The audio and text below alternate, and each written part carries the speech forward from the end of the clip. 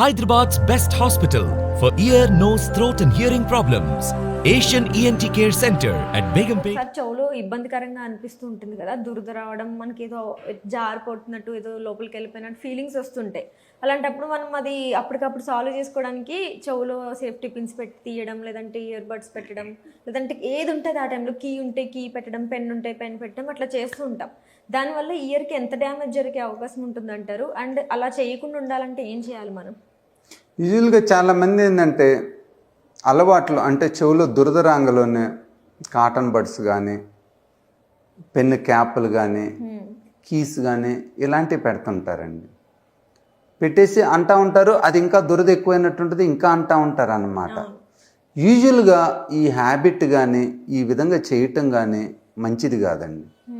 ఎందుకంటే మనం ఏ hard object పెట్టినా కూడా ఆ చెవులో స్కిన్ డ్యామేజ్ అయినట్లయితే చీముగడ్డ వచ్చే అవకాశం ఎక్కువ ఉంటుంది.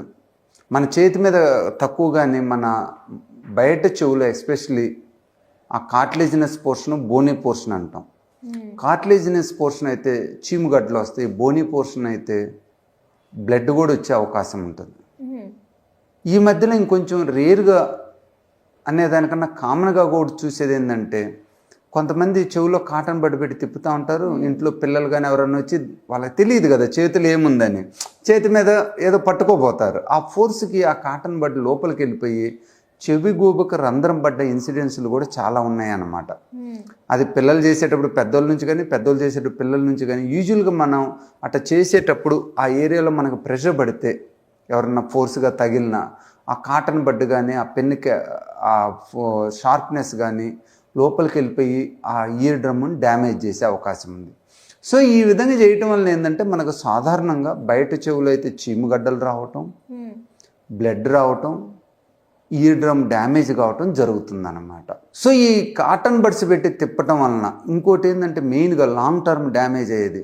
కంటిన్యూస్గా మనం దాంతో గీగుతూ ఉన్నాం అనుకోండి, పైన ఉన్న సూపర్ఫిషియల్ హెల్తీ సెల్స్ అనేవి డ్యామేజ్ అయిపోయి ఫైబ్రోసిస్ వచ్చి ఇంకా పర్సిస్టెంట్గా మనకి దురద వస్తూనే ఉంటుంది. ఎందుకంటే అక్కడ నార్మల్గా ఉండే ఆ లూబ్రికెంట్ గ్లాండ్స్ ఏవైతే సబేషియస్ గ్లాండ్స్, మిగతా గ్లాండ్స్ ఉంటాయో, అంటే అక్కడ నుంచి సెక్రీషన్స్ వచ్చి మన స్కిన్ని వెట్టుగా ఉంచి దురద రాకుండా చేస్తాయి.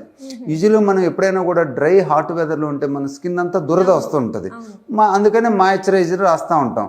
సేమ్ మనకి చెవులో ఏంటంటే ఆ స్వెట్ గ్లాండ్స్ కానీ, ఆ సబేషియస్ గ్లాండ్స్ కానీ వాటి నుంచి సెక్రీషన్స్ వచ్చి స్కిన్ డ్రై కాకుండా చేస్తారనమాట. మనం ఈ విధంగా చేయటం వలన ఆ గ్లాండ్స్ అన్నీ డ్యామేజ్ అయిపోయి అక్కడ ఫైబ్రోసిస్ వచ్చి ఇంకా పర్సిస్టెంట్గా దురద ఉండటం, స్కేలీ వైట్ ఫ్లేక్స్ రావటం ఇలాంటివి జరుగుతూ ఉంటుంది అన్నమాట. సో ఈ విధంగా ఇమ్మీడియట్ ఎఫెక్ట్స్ ఇన్ఫెక్షన్ రూపంలో కానీ, chronic effects dermatitis are skin damage రూపంలో కానీ వచ్చే అవకాశం ఉంటుందన్నమాట. సో మనం ఎట్టి పరిస్థితుల్లోనూ దురద ఉంటే ఎప్పుడన్నా జస్ట్ బయట నుంచి ఇట్టు అనుకొని వేరే పనిలో బిజీగా ఉంటే ఎక్కువ మందికి తగ్గిపోతూ ఉంటుంది. అలా కాకుండా కంటిన్యూస్గా దురద ఉన్నట్లయితే ఒకసారి చెవిని ఎగ్జామినేషన్ చేయించుకోవటం మంచిది. ఓన్లీ దురద ఉందంటే సాధారణంగా ఏంటంటే చెవులో గుబిలుంటే ఇరిటేషన్ అవుతూ ఉంటుంది. అది సింపుల్గా మనం క్లీన్ చేసినట్లయితే అది పోతుంది. కొంతమంది ఆ గుబిల్ని ఈ కాటన్ బడ్తో క్లీన్ చేయడానికి ట్రై చేస్తుంటారు. అది మంచిది కాదు. ఎందుకంటే ఏదైనా మనం ఆబ్జెక్ట్ని తీయాలంటే దాన్ని వెనక వైపు వెళ్ళి తీయాలి. ఇప్పుడు మనం కాటన్ బడ్ పెడితే ఏమవుతుంది, దాన్ని ముందు నుంచి ఇంకా లోపలికి పుష్ చేస్తూ ఉంటుంది. దానివల్ల గుబిలు ఎక్కువ అవుతుంటుంది, పెయిన్ వస్తుంది, ఇన్ఫెక్షన్స్ కూడా అయ్యే అవకాశం ఉంటుందన్నమాట. సో ఎప్పుడు కూడా గుబిలు ఉంటే సెల్ఫ్ క్లీనింగ్ చేయొద్దు. డాక్టర్ దగ్గరికి వెళ్తే చక్కగా మైక్రోస్కోప్కి అందరిలో సేఫ్గా 100% ఆ గుబిల్ని మనం క్లియర్ చేయొచ్చు. సో సెకండ్, ఇది దురదతో పాటు అంటే మనకి ఇచ్చింగు, డిస్కంఫర్ట్తో పాటు పెయిన్ ఉన్నట్లయితే సాధారణంగా ఫంగల్ ఇన్ఫెక్షన్, బ్యాక్టీరియల్ ఇన్ఫెక్షన్ ఉందని అర్థం అండి. యూజువల్గా ఉన్నప్పుడు మనం కాటన్ బడ్ పెట్టినట్లయితే ఆ ఇన్ఫెక్షన్ ఇంకా ఎక్కువైద్ది. ఎందుకంటే ఇన్ఫ్లమేటెడ్ స్కిన్ మీద అది ఇంకా మనం ట్రమటైజ్ చేస్తే అది ఇంకా ఎక్కువైద్ది అన్నమాట. సో యూజువల్గా మనకి చెవులో డిస్కంఫర్ట్ ఉన్నా, పెయిన్ ఉన్నా, దురద ఉన్నా, నీరు వచ్చినట్టున్నా డాక్టర్ గారి దగ్గరికి వెళ్ళి దాన్ని క్లీన్ చేయించుకోవటం మంచిది. అలానే ఈ స్కిన్ ఎప్పుడన్నా మనం ఈ కాటన్ బడ్తో తీసేటప్పుడు పెయిన్ వస్తుందన్నా కూడా డాక్టర్తో చేయించుకోవాలి. ఎందుకంటే చీముగడ్డలు వచ్చే అవకాశం ఉంటుందనంట. ఆ చీముగడ్డలను కనుక మనం ఇమ్మీడియట్గా ట్రీట్మెంట్ ఇస్తే తగ్గిపోతాయి.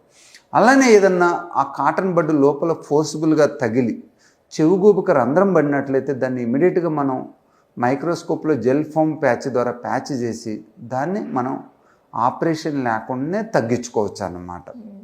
ఒకవేళ ఎవరికన్నా ఈ ఎక్కువసేపు దురదుండి ఎక్కువ తిప్పటం వలన స్కిన్ డ్యామేజ్ అయి ఉన్నట్లయితే వాళ్ళలో లోపల ఈ డ్రైనేజ్ తగ్గటానికి ఆయింట్మెంట్ ఇస్తాం, డిఫరెంట్ ఆయింట్మెంట్, క్లోబిలెట్రిన్సాల్ క్రీము ఇలాంటివి ఇచ్చి మనం ఆ డ్రైనేజ్ని తగ్గించి ఏమైనా నార్మల్ సెల్స్ ఉంటే అవి నార్మల్గా గ్రో ఎడ్ చేసినట్లయితే ఈ దురద తగ్గిపోయిద్ది.